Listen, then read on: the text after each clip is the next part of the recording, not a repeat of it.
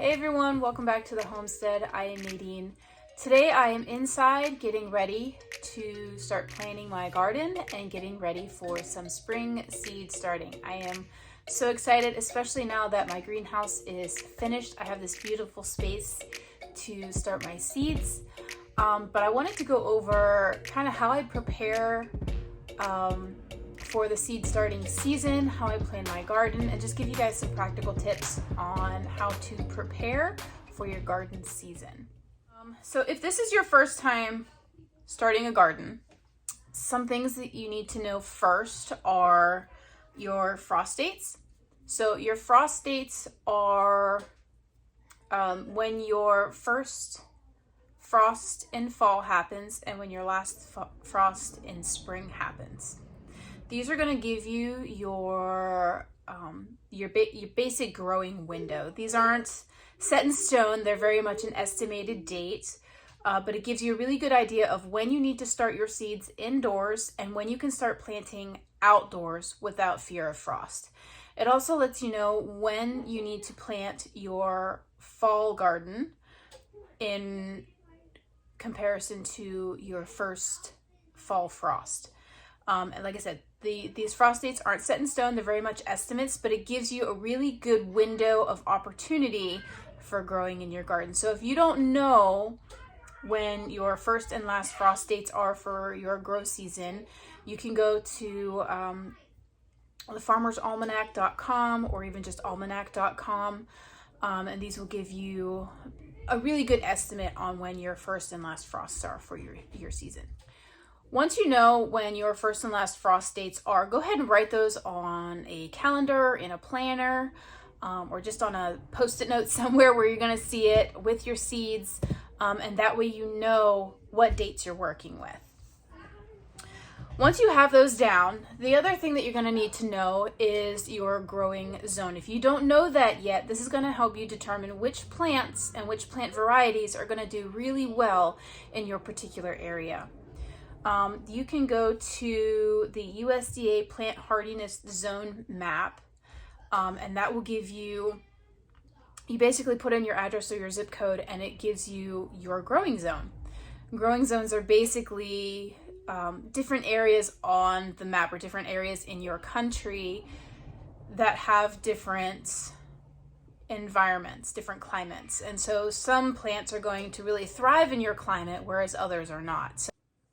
Now, there's a little bit of wiggle room when it comes to grow zones. Now, there's certain plants that are going to do well according to your grow zone, but the bulk of the plants that you're going to start from seed, like your vegetables and things that you're going to grow in your garden specifically, lettuce, tomato, beans, peas, those kind of things that you're starting from seed are usually going to do well just about anywhere, so long as they have the right amount of sunlight, they're watered regularly, and have good soil to grow with. Those are pretty much going to do well anywhere. But there are certain things that you're going to want to watch out for, and those are like your trees, your shrubs, your berry plants, things like that. Those are all going to require a specific grow zone, and different varieties are going to do better in different areas. To give you an example, I'm in grow zone 6A, and that means that in my area, apple trees, just about any variety of apple tree does really, really well up here. And that's because we have a certain number of cold days that help it produce fruit. But if I wanted to grow citrus up here, I would have a really hard time having a successful harvest from a citrus tree because they require more warm days over cold days, and we just don't have that here. And so knowing your grow zone is going to be really helpful when it comes to planting your fruit trees, your berry bushes, and different things like that.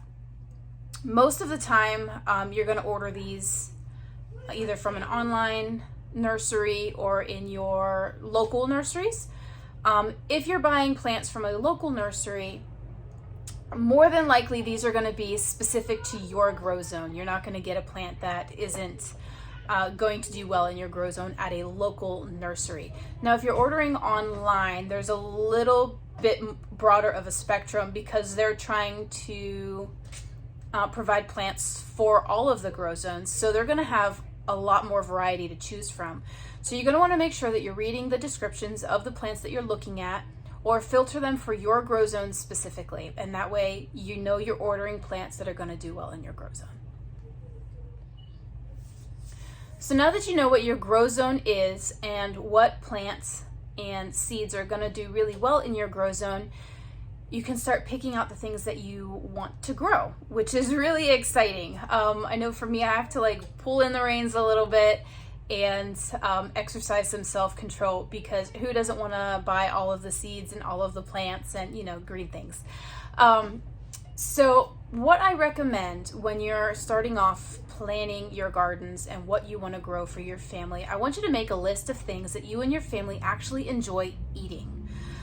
Different varieties of tomatoes, fruits, vegetables, all of that. Write down the things that your family loves to eat or uses on a regular basis in your cooking, or for snacks, or just regular eating. Those are going to be the plants that you want to focus on growing the most.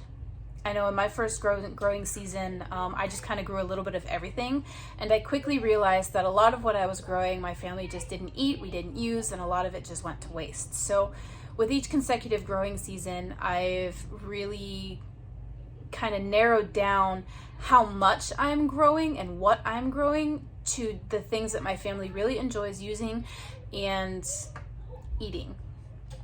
This has made gardening so much more joyful for me, knowing that my family is actually enjoying what I'm growing, and it makes better use of my growing time and my growing space. I have a limited amount of space to grow in, and I want to make use of that space and grow the things that my family actually enjoys and we actually use on a regular basis.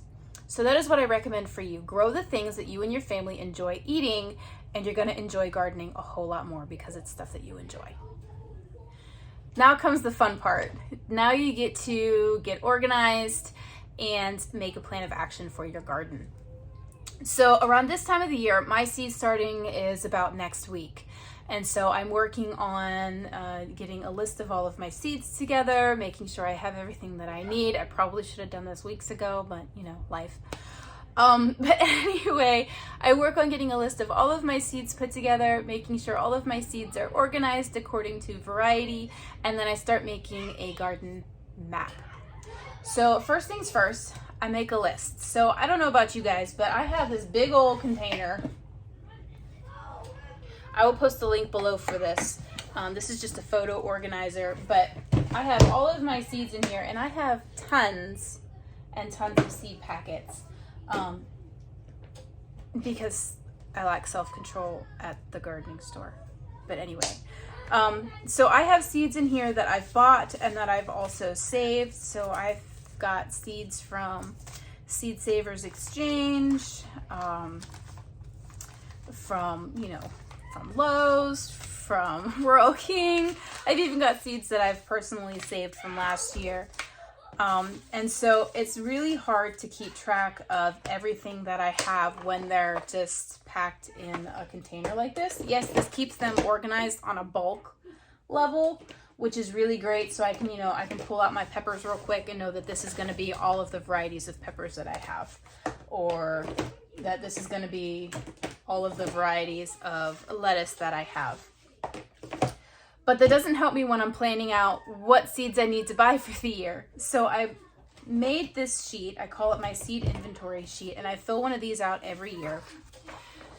And it has a space for the current year, when my last spring frost is, and my first fall frost.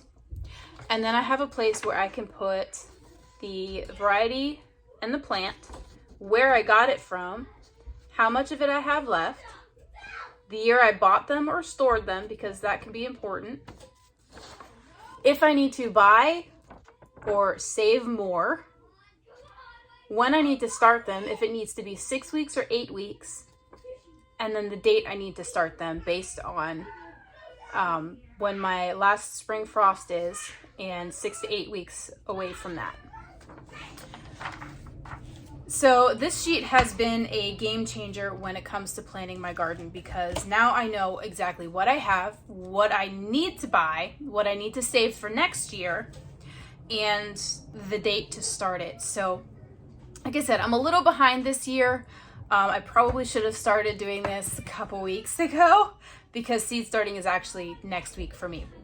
But ahead of time, I did look at my last spring frost and I wrote it on my calendar, and I kind of counted back and just marked where my 8-week mark was to start seeds. So that's next week. So I'm in like hustle mode right now. So I'm going to start writing down all of my seed packets, where I got them from, how much of those I have, if I need to buy more of them, and so on with this sheet. Now this sheet has been so helpful to me that I'm offering it as a freebie for you guys. So I will leave a link for the blog post that I'm putting together that includes this, as well as all of the links that I've mentioned earlier in regards to your frost dates and your grow zone, so that everything is all in one place for you guys, and you can just head on over there, check out your links, and get your free printable as well to help you get your seed lists organized. Once you have all of your seeds written out and organized, and you know when you need to start them, I like to organize them according to 6 and 8 weeks. So when I need to start them, so I'll put them, I don't know, in a shoebox or something that has a 6-week date on it and an 8-week date on it, so that when it gets to that point, I have all of the seeds that I need to start in that time frame in one place, so I can just grab it and go start, which makes things really easy. And that's all thanks to this little seed inventory sheet that I put together, because everything's at a glance. So once I have that and I know when to start everything, I can kind of set that aside, and then I can start planning my actual garden planting. So for me personally, I don't know what works for you guys. There's so many different ways that you can go about doing this. I personally like using graph paper. I got this notebook at Walmart when all of the school supplies were going on clearance. So it was like 25 cents for this ringed graph paper notebook, and I just turned it into my garden journal. And then in here I have my garden plans. This was my 2021 garden plan for when I actually started putting my garden together and building the beds. And then my garden 22 plan. So this was last year's garden plan. And I drew out each individual bed and I marked what I wanted to plant and where. And that is exactly what I'm planning on doing for this year. So I already have the layout of my garden planned out, and each square is a 1 foot by 1 foot square. My garden beds are 4 foot by 8 foot. So this worked out really perfect for me, because I do kind of do a mixture of square foot gardening and just traditional gardening. It just depends on what I'm doing. I do tend to pack a lot more in than the back of the seed packet recommends, but I haven't had a problem growing things this way. Everything has done really well for me. But having a plan is super helpful. So I'll sit down, and once I have all of my seeds on this list here, I'll go through and I'll highlight which ones that I actually want to grow this year and when.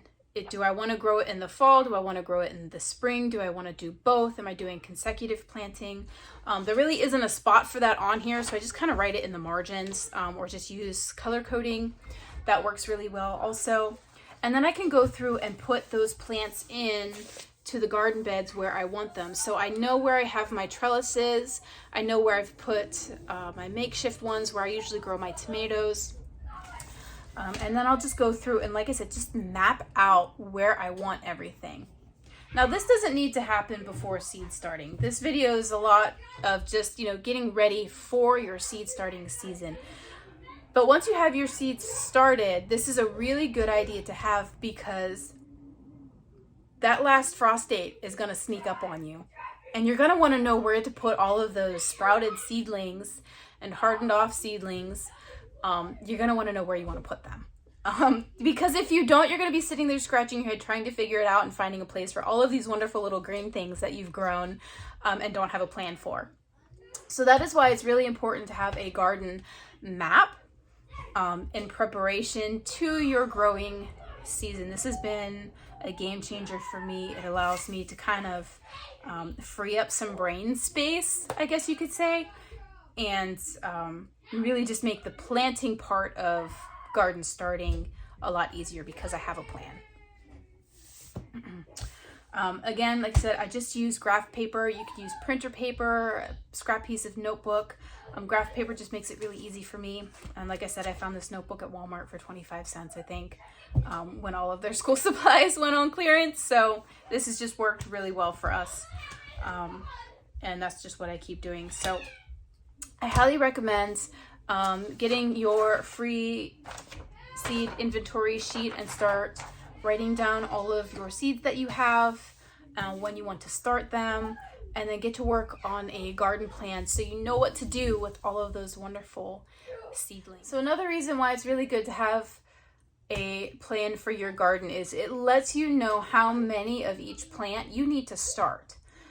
So for me personally, I like to take the number of plants that I want to have growing, and I either half it or double it depending on what the plant is. So say I want to grow 8 tomato plants of my heirloom tomatoes. I'll usually grow 8 more just to make sure I have enough, because sometimes seeds don't germinate, sometimes the seedlings just don't make it, sometimes they don't harden off well. And this just ensures that I personally have enough to plant in my garden when planting season gets here. If I have extras, sometimes I'll just try to squeeze them in somewhere else in my garden, or I offer them to my friends and family at for a couple dollars. And that, brings a little bit of income into my homestead. I'm actually planning on doing that a bit more dramatically this year because I have my greenhouse, so I can actually start more than I normally would and just offer that to my local community to have some organically grown and started seeds. So, but that's what I like to do as far as how to know how much to grow. Like I said, having a map of your garden and what you want to put in and where will give you a good estimate on how many seeds you need to start, how many extra you need to start to ensure that you have enough to plant. Because there have been seasons in the past where I grew exactly what I wanted and I ended up with half that because the seeds didn't sprout, or the seedlings didn't harden off, or they just didn't survive.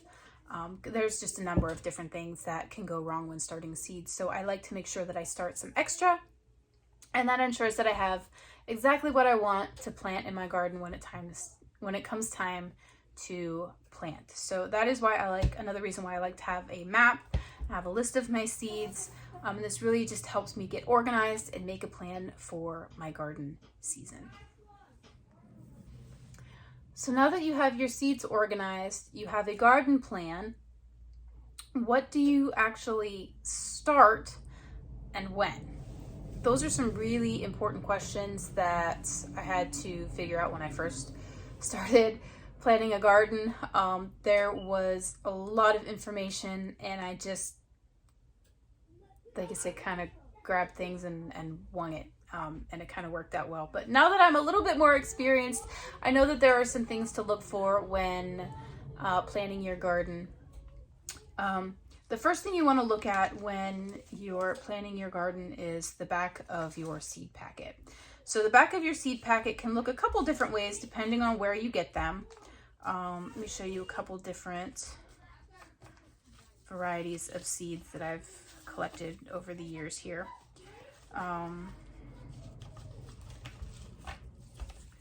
Okay, so some backs will show you like the grow zone, and then it'll give you a little bit of information about what that seed needs.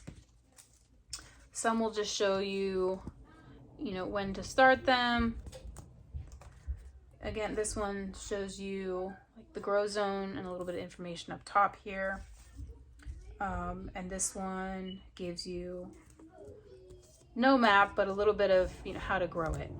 All of these seed packets have some things in common to look for. And that's usually, all of these seed packets have these things in common.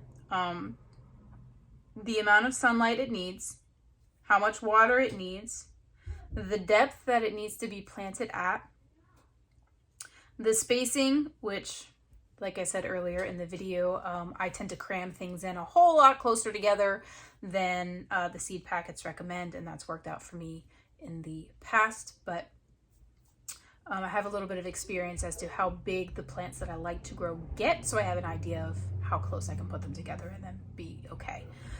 And then how long it takes to actually harvest that plant. So that's going to be a really good indicator of when you want to plant them in your growing season. If you have a really short growing season, you're going to want to start your plants indoors or in a greenhouse, and this way it extends your growing season by 6 to 8 weeks, which is quite a bit of time. Direct sowing your seeds. So starting your seeds indoors means that you start them inside. You start them either in your house or in a greenhouse to give them the extra start that they need. When you direct sow a plant, you're directly putting that seed into the ground at planting time. And so the amount of time it takes for your harvest. Now, I've heard a couple different things. So the back of the packet is, like for this one, it says an 80-day harvest. This is supposedly from the time that you plant it in your garden to the time of harvest. I've heard it other times where it's from the time that your seed sprouts to the time that you get a harvest. I haven't actually mapped this one out to know for sure which one that is. But this at least gives you an idea of how many days it takes to get a harvest from your plants, which is really important because your growing season, depending on your grow zone, has a set number of days. According to my grow zone, my gardening season is about 160 days. So this is going to help me determine when I need to plant my fall garden. So when I'm looking at plants and I know my last frost date, okay, so say, I'm wanting to grow a secondary batch of this particular tomato that takes 80 days to harvest. I want to take my first frost date and count back 80 days. And that's when I need to get my plant in the ground. Because that's going to give me 80 days to get an actual harvest from that plant before my first frost of fall. So that's going to help determine your fall garden. It's also going to help you determine if you can actually grow what you're trying to grow in the allotted time that you have. Some grow seasons are even shorter than mine, where they're only maybe 100 days. And so you're going to want to make sure that when you have a plant that takes 80 to 90 days, you're going to want to make sure that you start it in time and get it in the ground within the time frame of your growing season. That way you actually enjoy a harvest from your plants. So that's something to think about when you're picking out plant varieties, is how long it actually takes to get a harvest from that plant in relation to your growing season. And that will help you have a successful growing season as well.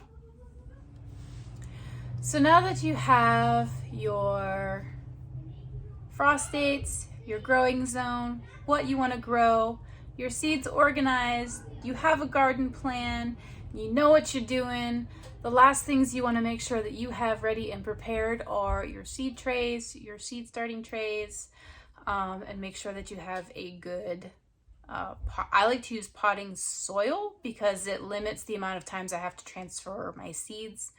A seed starting mix is usually a really lightweight, really loamy mix, which is great for your little seedlings that are trying to get started, but there's really no nutritional value in the seed starter mix. And so once they have a root established and their first set of leaves, you're going to want to transfer them over to a potting soil mix, and then depending on how big the tray is that you're moving them to, you may need to transfer them again later. I like to avoid at least 1 or 2 transplants, so I start mine one in a larger pot to begin with, and I use a potting soil instead of a seed starting mix. And this has worked really well for me in the past. I like to use Happy Frog potting soil. I can leave a link in the comment below, but honestly, ordering it from Amazon is it's really expensive. I find mine at a local farm and nursery store for like $18, so it's a lot cheaper than on Amazon. So if you can find it locally, that's best. Or if you have another organic or just really good potting soil mix in a local nursery or plant store, that would be a great option as well. But I personally like using Happy Frog. It's worked really good for me in the past. I really like the ingredients that are in it, and so that's what I continue to use to start my seeds. So make sure that you have a good potting soil to start with, and then make sure you have your trays and your seed starting pots. I can leave some links down below to what I use. I do want to switch to soil blocking in the future. I haven't purchased the tools for that this year, and so I'm just using what I have on hand. But you want to make sure that you have enough trays to start your seeds in. Otherwise, you're going to be scrambling. I know some people like to use old plastic containers, yogurt containers. You could use egg cartons, plastic cups. I've used like Dixie cups. For transplanting, I've used the larger like solo cups from the dollar store. Those have been really helpful in a pinch. But just to make sure that you have them on hand to actually get started is super helpful. So again, like I said, I'll leave a bunch of links in the comments below for you guys in this video for everything that I've mentioned so far. And make sure that you guys have the resources that you need to have a successful seed starting adventure this year. So I think that is about it. If you are starting your seeds indoors, you're going to want to make sure that you have a safe place to keep your seeds, that animals can't get to it, kids can't get to it or knock it over. If you don't have a sunny spot in your house, I do not get a ton of natural sunlight in my house. This is about as sunny as it gets. And so when I started starting seeds in my house, I had to set up some grow lights. I can leave a link to the lights that I used as well. And I used some cheap like outdoor greenhouse shelves. My father-in-law actually gave them to me for free to use, and I was using them outside, but they kept blowing over and ruining my seed starting. And so I said, forget this isn't working outside. So I actually brought them inside and turned them into my seed starting racks in the house. I can leave a link up here somewhere for you guys to see the video on how I did that, and that'll have again the links for the lights that I used as well. So yeah, make sure that you have a place to put your seeds to start them, and have the appropriate either sunlight or grow lights that they need. Or if you're starting them outside in a greenhouse, that works really well also. So making sure that you have soil, your trays, and your seed starting pots, and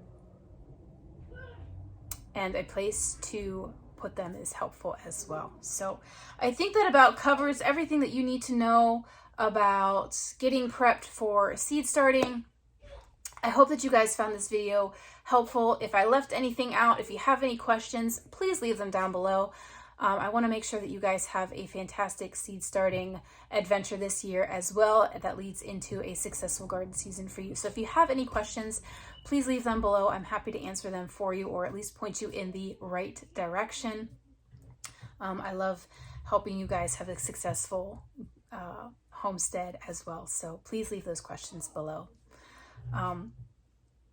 So yeah, oh, don't forget to get your free seed inventory sheet that will be in the blog post for you guys. Again, links are below, and that way you guys have this fantastic little tool to help you get your seeds organized this year.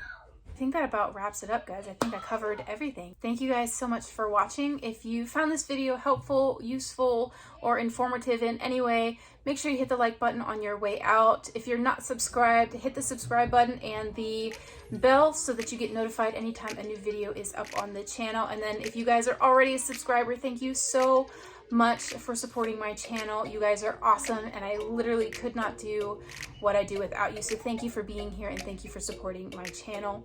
And as always, thank you guys so much for watching, and remember to grow where you're planted.